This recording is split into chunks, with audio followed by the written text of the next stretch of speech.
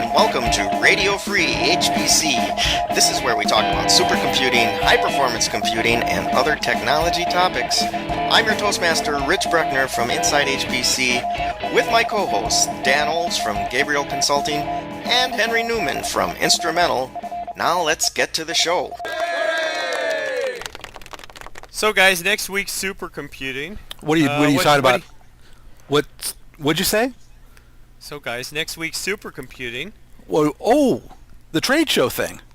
Yeah. Oh, okay, yeah, sure. Dan, you're actually going to be there. Oh, that's right, I am. Seattle, right? Begins with an S, has an A in it, but not Seattle.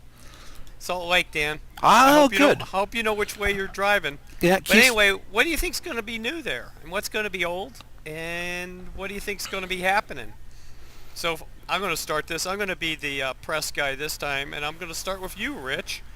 Okay. I happen to have carnal knowledge, but Cray will be coming out with a new generation of supercomputers. You know, they've been announcing along the way wins already on this for at least the last 6-8 months.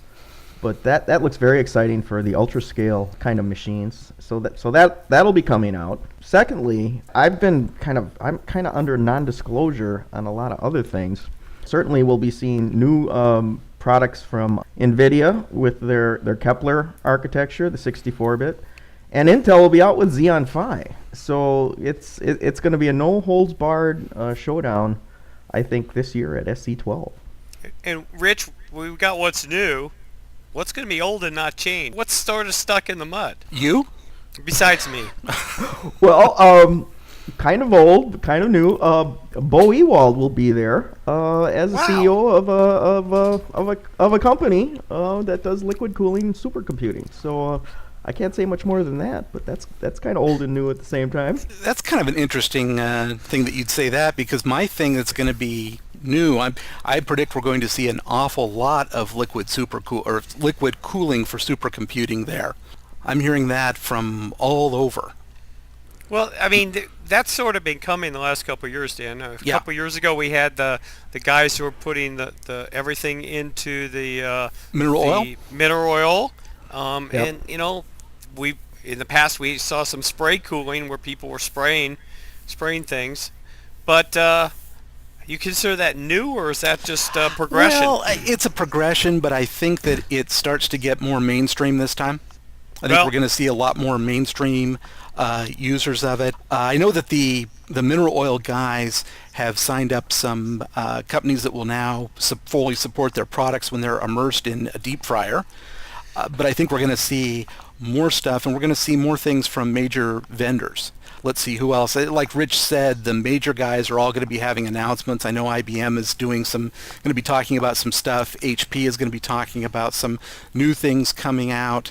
I'm not sure. I haven't heard a lot of real revolutionary stuff though for this time. Well, and to that end, I was going to ask you, Rich, Dan, you guys heard anything, because you're wired into it? Anything in the networking side or the storage side that's going to be new, different? I mean, we're going to have a lot of flash vendors there, but I don't consider that new or different. It's an evolution. Yeah. Anything on the networking or the storage side, new and different? Or same old, same old? Yeah, we're going to see some announcements of some very dense storage connected to servers, sort of aiming at that Hadoop crowd, and that's not going to be a real revolutionary thing. Right, and that goes back to the cooling thing. That's, if you can't cool, you can do dense storage if you can cool it. I think we'll see a lot more appliance-sizing storage at this show, and more storage appliances than we've seen in the past. For HPC. I think everybody's going to be a storage appliance. For HPC. Yeah, we're not going to see any block storage anymore. Why? Storage is too hard to manage, and everybody's moving the appliance model. It allows the storage to be decoupled from the server. You can sell it separately. There's a lot of advantages. You don't theoretically need as many smart people to run your storage, because it's all built into the appliance. All the smart people have done their work. But the typical objection to this, particularly from the HPC community, is that every time you go down this road, you give up control, configurability, and you end up paying more for it. Potentially, don't doubt that, but that's the way the industry is going, Dan. I mean, those guys would want to buy bare spindles and then enclosures and magnets and put them together. You know what, Dan? I don't think you're right. I think those guys have reached the point where the storage complexity of the configurations at some of the major sites, they don't have enough people and budget to manage it. So they're finally willing to make a nod towards taking out some of that complexity. I believe that's the direction. Rich, what do you think? Well, I mean, Henry, I was just going to ask you, when we start getting these 10 petaflop machines, is there some kind of formula, like how much storage do you need for scratch to do 10 petaflops? Is there a rule of thumb there? You know, I think we're outside the rules of thumb, because if you use the old rules of thumb, it's no one can afford the storage and the bandwidth necessary. This goes back to like the applications, and what do the applications checkpoint? In some of these applications, you only have to write a little bit of data for each checkpoint. That's going to be way different than if you have to dump 2 or 4 gig per core to checkpoint the application. And this is about the reliability of the machine. And I think we're going to have to see some new kinds of formulas that take into account system reliability for, and availability for the job to, if as a function of checkpoint and bandwidth. I don't think the old methods are going to work and be cost effective, and that's why people are talking about this burst buffer idea. I'm not familiar with that. What is that? I'm going to pretend that I know about it, and just nod knowingly. But go ahead, Henry. I think you're a little deeper on this than I am. Maybe you've got some more recent information. Well, there's been talk in the DOE community for the Exascale program of building an external buffer that is flash, that you just dump memory quickly, and then you trickle it off the disk. Oh, okay. It's sort of kind of like you putting flash into a hierarchical storage sort of deal. It's yeah. Exactly. Okay. I did know about that. Cool. Cool that you knew about it, Dan, or a cool idea? Both. I'm going to say both on this. But I don't know of anything really revolutionary either that I've heard on the streets or through NDA. Well, one thing I could mention is a trend, and our friend Mike Bernhardt brought us this story actually this morning, but there will be over 75 sessions and things related to Exascale this year at SC12.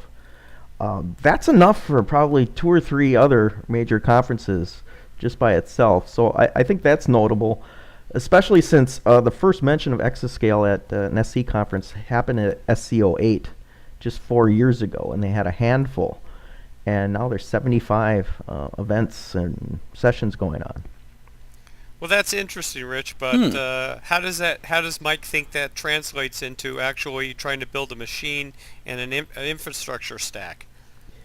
Well, certainly it's a step towards that, right? I mean, it's going to take these collaborations of these very people that we bring to supercomputing and to report on their work and share information. That's the baby steps, right? But it shows the breadth of activities going on out there, Henry, I think, and that's what's important. Well, I agree with you, but really depends, and this show is being done before the election. I think it really depends on what happens in the election with both the Congress and the presidency, of whether we move in that direction or another. I don't know. I don't think so. Well, we shall see. We shall see. Well, I mean, certainly the federal government's in a kind of a money pinch. There is no money right now, and I think we're looking at a lot of hard choices coming, up here after the election, and going forward. It doesn't matter who wins. I think that'll still be the case. I agree, right? But the de-emphasis in science, depending on who wins and who wins the Congress, look at some of the science issues and what's been said recently by certain people in Congress. I think that's going to be the big issue. You're scaring me, Henry. No, I don't buy it. We'll see, though. We shall see. The thing that I'm wondering is this the time to start talking about Exascale? So is that the next one? Is that 1,000 exaflops? Yep. Is that Zeta? Exascale getting kind of played. I think it's time to start looking forward. Dan, maybe not this year, but maybe next year. I'll be the first guy with a session on Exascale. Actually, I think you should have a birds of a feather next year, Dan, and Yep. I think we should wrap this section up now. We could do that. Well, let's go offline and start planning what we'll do for Exascale for that session. We can discuss that at dinner on Friday, Dan. Excellent. That's it for this edition of Radio Free HPC. Thank you for listening, and be sure to check back often for new episodes. Also, check out our website for more content, links, and a place for you to let us know what you think about the show. We're at radiofreehpc.com. Thanks again. We'll be back with another exciting episode real soon.